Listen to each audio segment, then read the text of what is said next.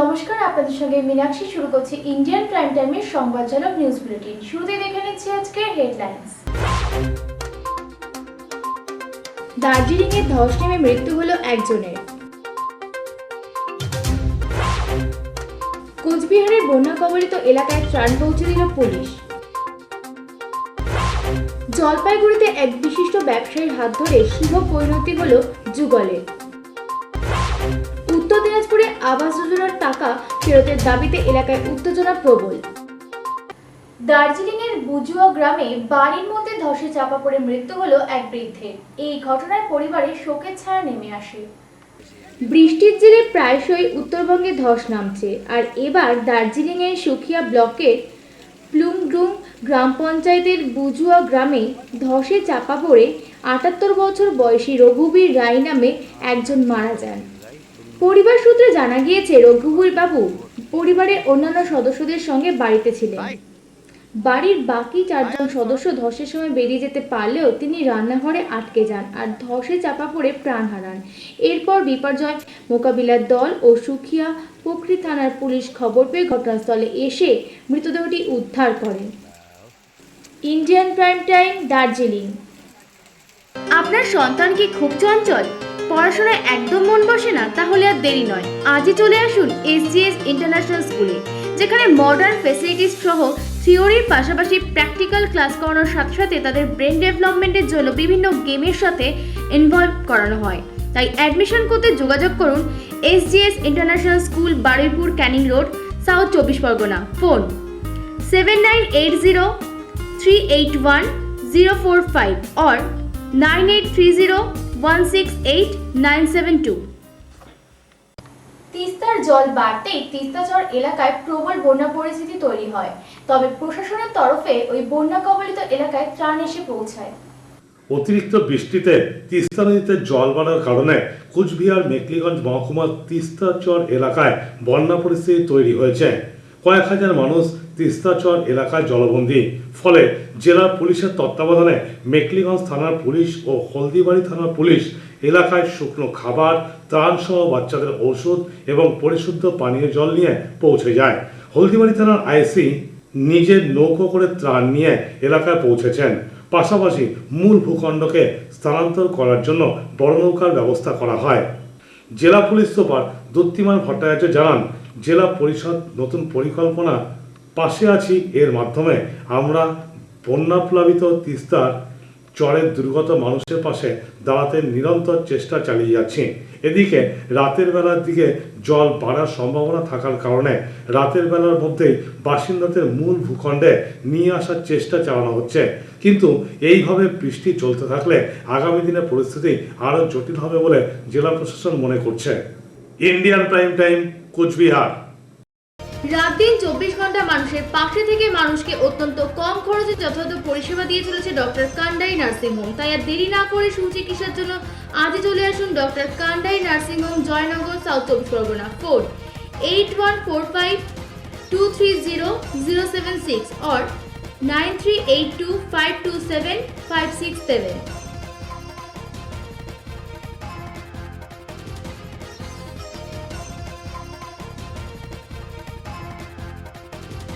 দীর্ঘ 10 বছর ধরে শিক্ষা জগতের শিক্ষার্থীদের সুশিক্ষা দিয়ে তাদের উজ্জ্বল ভবিষ্যৎ গড়ে তুলতে এক অনন্য ভূমিকা পালন করে আসছে বিষ্ণুপ্রিয়া কলেজ অফ এডুকেশন, যা শুধু এই রাজ্যে নয়, ভিন রাজ্যেও প্রভাব বিস্তার করেছে।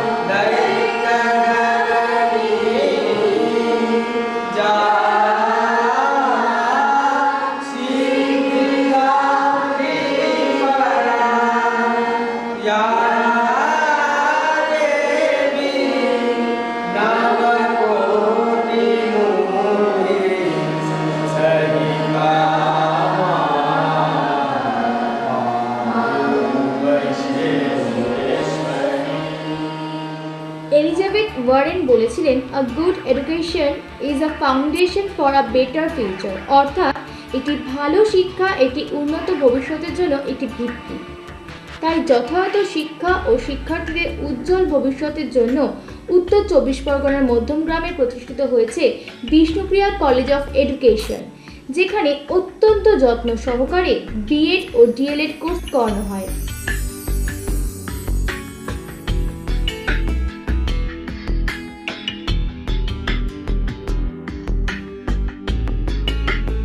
বিষ্ণুপ্রিয়া কলেজ অফ এডুকেশন প্রথম কবে থেকে স্টার্ট হয়েছে? আমাদের কলেজটা 2014 সাল থেকে স্টার্ট হয়েছে। এখানে মেইনলি কী ধরনের কোর্স করানো হচ্ছে? আমাদের এখানে বিএড করানো হয় আর ডিএলএড করানো হয়। স্টুডেন্টদের স্টাডির পাশাপাশি কী ধরনের অ্যাক্টিভিটিস করানো হচ্ছে?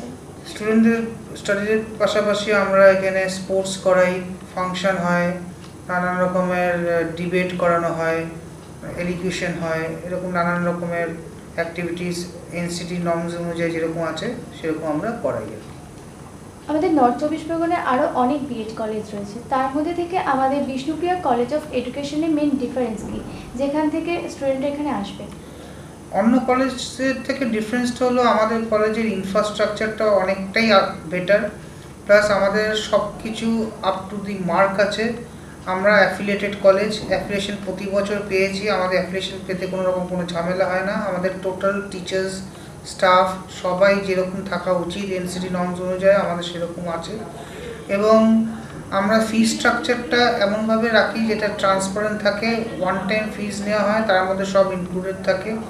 এইসব জিনিসগুলো আছে বলে আমাদের একটা অন্যদের থেকে ডিফারেন্স আছে। অর্থাৎ মধ্যবিত্ত শ্রেণীর স্টুডেন্টরা এখানে পড়তে পারে? হ্যাঁ, সব রকম শ্রেণীর স্টুডেন্টরা এখানে পড়তে পারে। আমরা ফিজটাকে একটা নমিনাল ফিজের মধ্যেই রাখার চেষ্টা করি। এটা আমার অনেক বছর ধরে শখ ছিল। আমরা শুরু করেছিলাম এটা 2012 থেকে শুরু করেছিলাম বিল্ডিং তৈরি করতে, তারপরে অ্যাফিলিয়েশন পাই 2014 সালে। তারপর থেকে আমাদের এই জার্নি শুরু। ইন ফিউচারে এই কলেজকে নিয়ে কোনো রকম প্ল্যানিং রয়েছে? ইন ফিউচারে আছে, যদি অন্য কোনো কলেজ করার ইচ্ছা আছে, অন্য কোনো কোর্স আনার ইচ্ছা আছে। এখন দেখা যাক, সবই ডিপেন্ড করছে কীরকমভাবে কলেজ আরও চলে, কীরকমভাবে স্টুডেন্ট আমরা পাই, কি কলেজের কতটা ভালো করতে পারি সেই হিসাবে আর কি। তো আপনারা ফ্যাকাল্টির উপর কতটা গুরুত্ব দিচ্ছেন? ফ্যাকাল্টির উপরে আমাদেরকে তো গুরুত্ব দিতেই হয়, কারণ ফ্যাকাল্টি যদি আমাদের আপ টু দ্য মার্ক না থাকে অ্যাকর্ডিং টু এনসিটি নর্মস, তাহলে তো আমরা অ্যাফিলিয়েশনটাই পাবো না। যেরকম এখনকার দিনে অনেক কলেজই অ্যাফিলিয়েশন পাচ্ছে না, কারণ তাদের ফ্যাকাল্টি ঠিকঠাক নেই বলে। আমরা অ্যাফিলিয়েশনটা পাচ্ছি যেহেতু আমাদের ফ্যাকাল্টি, ইনফ্রাস্ট্রাকচার, ফায়ার লাইসেন্স সব ঠিকঠাক আছে, তাই জন্যই আমরা সবসময় অ্যাফিলিয়েশনটা ঠিক টাইমে উইদাউট এনি হ্যাজার্ড পেয়ে যাচ্ছি। গভর্নমেন্ট থেকে বলেছেন যে আগামী বছর থেকে ডিএলএড বন্ধ হয়ে যাচ্ছে, তো সেদিক থেকে আপনাদের কি প্ল্যানিং রয়েছে? সেদিক থেকে প্ল্যানিং এখন আপাতত অন্য কোর্স অ্যাড করার তো একটা ইচ্ছা আছে, এটা আপনাকে আগেও বললাম। এবার যদি গভর্নমেন্ট ডিএলএড বন্ধ করে, সেটা পুরো সম্পূর্ণ গভর্নমেন্টের ওপরে, সেখানে কোনো রকম আমরা মন্তব্য করতে পারি না কলেজের মালিকরা। তো দেখা যাক, যেরকম সিচুয়েশন হবে সেরকমভাবেই আমরা এগোবো। স্টুডেন্টরা কোথা থেকে আসছে? শুধুই কি নর্থ 24 পরগনা নাকি তার বাইরে থেকেও আসছে? না, আমাদের এখানে স্টুডেন্টরা সব জায়গা থেকেই আসছে, অল ওভার ওয়েস্ট বেঙ্গল থেকে আসছে, এবং ওয়েস্ট বেঙ্গলের বাইরে থেকেও আসছে, ত্রিপুরা থেকে আসছে, ঝাড়খণ্ড থেকে আসছে, বিহার থেকে আসছে। তো আসছে নানান জায়গা থেকে, ইন্ডিয়া, অল ওভার ইন্ডিয়া থেকেই আসছে। আজকের এই প্রোগ্রামটি দেখে যদি আমাদের কোনো দর্শক বন্ধু তাদের স্টুডেন্টদের এখানে ভর্তি করতে চায় বা তাদের সন্তানকে ভর্তি করতে চায়, তার কি প্রসেস আছে? তারা আমাদের ওয়েবসাইটে যাবেন, ওয়েবসাইটের নাম হলো বিষ্ণুপ্রিয়া কলেজ অফ এডুকেশন। ওখানে গিয়ে দেখবেন নাম্বার দেওয়া আছে, সেই নাম্বারে আপনারা কন্ট্যাক্ট করবেন, এবং যার সাথে কন্ট্যাক্ট করবে সে আপনাদেরকে টোটাল ডিটেলসটা বলে দেবে, ফিস থেকে শুরু করে কি মোড অফ পেমেন্ট, কি কোর্স আছে, সব এভরিথিং সে জানতে পারবে। স্যার, লাস্টে আমরা জানতে চাইবো যে বিষ্ণুপ্রিয়া কলেজ অফ এডুকেশনের মেন মোটিভেশন কি? আমাদের মেন মোটিভেশন হলো ভালো টিচার তৈরি করা, যেহেতু আমরা বিএড ডিএলএড এর কোর্সটা চালাচ্ছি, এবং ভালো টিচার হলেই স্টুডেন্টদের উপকার হবে, এডুকেশনাল সেক্টরের ভাবমূর্তিটা অনেকটা বেটার হবে, এটাই আমাদের মোটিভেশন। শিক্ষা নিয়ে তো বর্তমানে টালমাটাল অবস্থা, তো আগামী প্রজন্মের স্টুডেন্টরা তো বিএডে ভর্তি হবে কিনা বলে আপনি কি মনে হচ্ছে, বা নতুন প্রজন্মের স্টুডেন্টদের আপনি কি বার্তা দিতে চান? দেখুন, বিএডে তো ভর্তি হবেই, কারণ বিএড ছাড়া তো টিচার হওয়া যায় না। এবার যদি যেই কলেজের আপনার অ্যাফিলিয়েশন ঠিকঠাক থাকবে, কিংবা ধরুন যেই কলেজে একটা সুনাম হয়েছে এবং যেখানে রেজাল্ট ভালো হয় সেখানে আশা করি স্টুডেন্ট হবে। হ্যাঁ, নিশ্চয়ই মার্কেট একটু ডাউন আছে, কারণ অনেক বছর ধরে পরীক্ষা হয় না, কিন্তু সেগুলো সব গভর্নমেন্টের ওপরে, সেগুলো তো আমরা মন্তব্য করতে পারবো না। ওনারা যেটা ভালো বুঝবেন সেটা সেইভাবেই হবে। আমরা কলেজের মালিকের তরফ থেকে আমরা আমাদের অ্যাডভার্টাইজমেন্ট করে, আমরা আমাদের ভালো শিক্ষা দিয়ে, আমাদের ভালো রেজাল্ট করিয়ে যেভাবে হোক স্টুডেন্ট আমরা টানতে পারি সেটা আমরা চেষ্টা কারণ চালাবো। গভর্নমেন্ট ছাড়া তো প্রাইভেট সেক্টরে প্রচুর জব তারা পাবে ইন ফিউচারে। হ্যাঁ, নিশ্চয়ই পাবে, সেটাকেই আমরা ব্যাংক করছি। তাই জন্যই তো বললাম যে তাই জন্য স্টুডেন্ট আশা করি একদম যে খালি হয়ে যাবে তা হবে না। Thank you sir.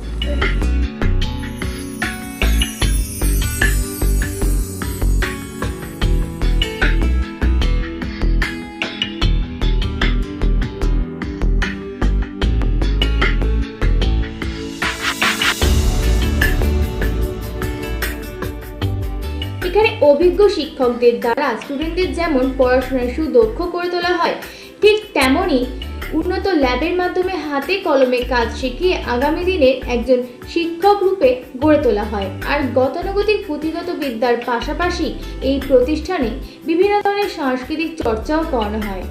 চয়ন রয় রিপোর্ট, ইন্ডিয়ান প্রাইম টাইম, উত্তর 24 পরগনা।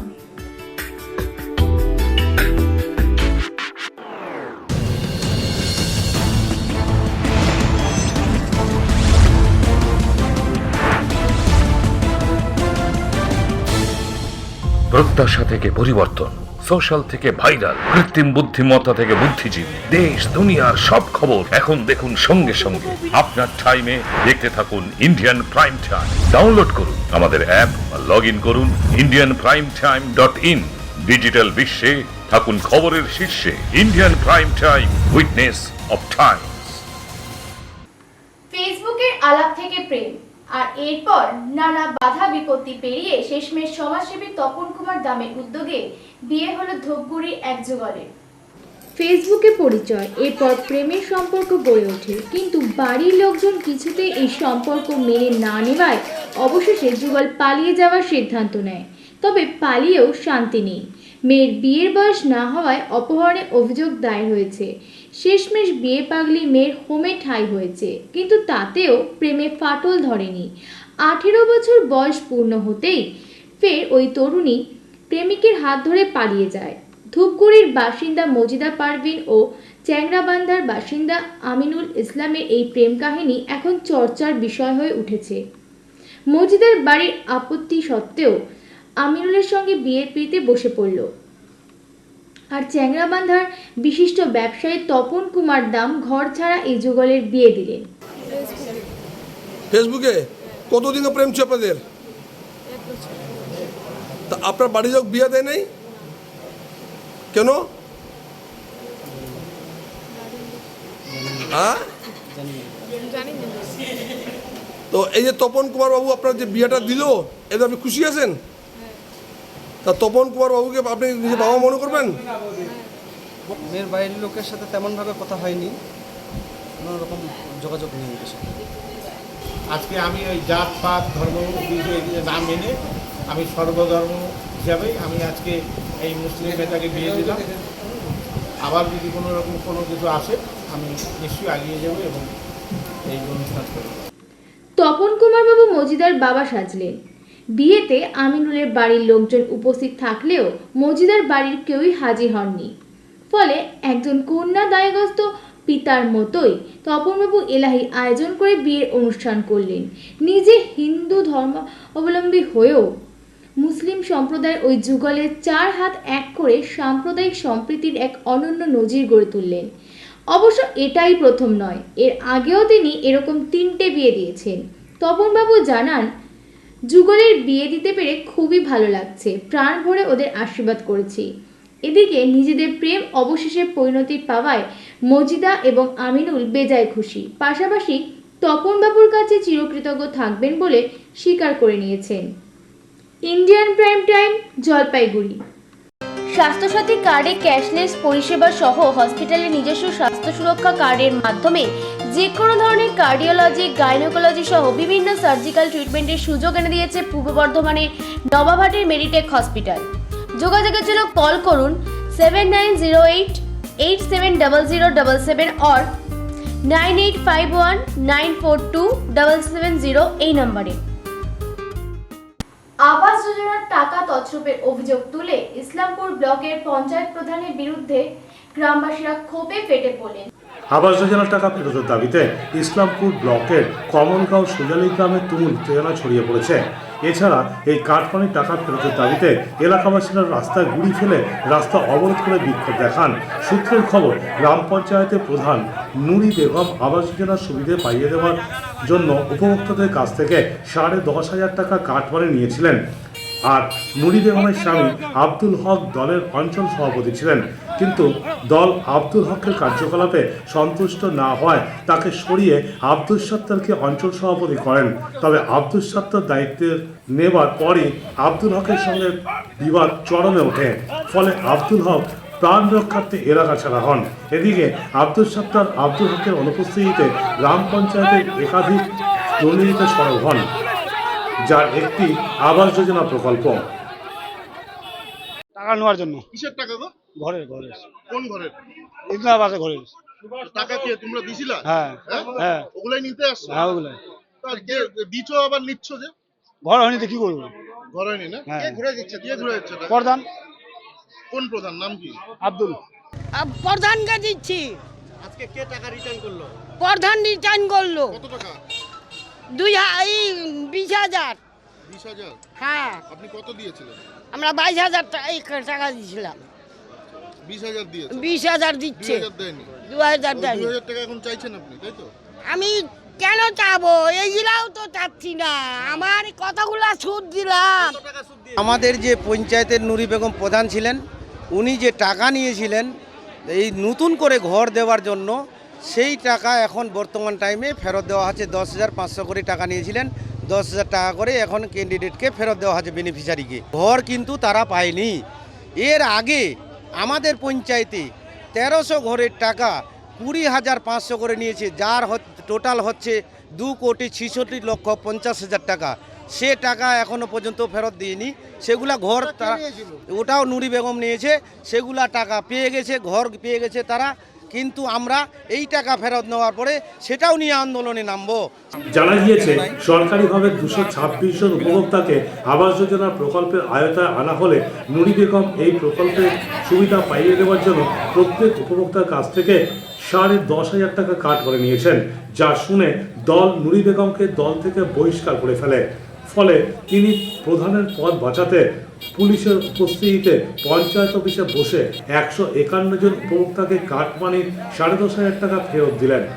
কিন্তু বাকিরা টাকা ফেরত না পাওয়ায় এলাকার চরম উত্তেজনা সৃষ্টি হয়।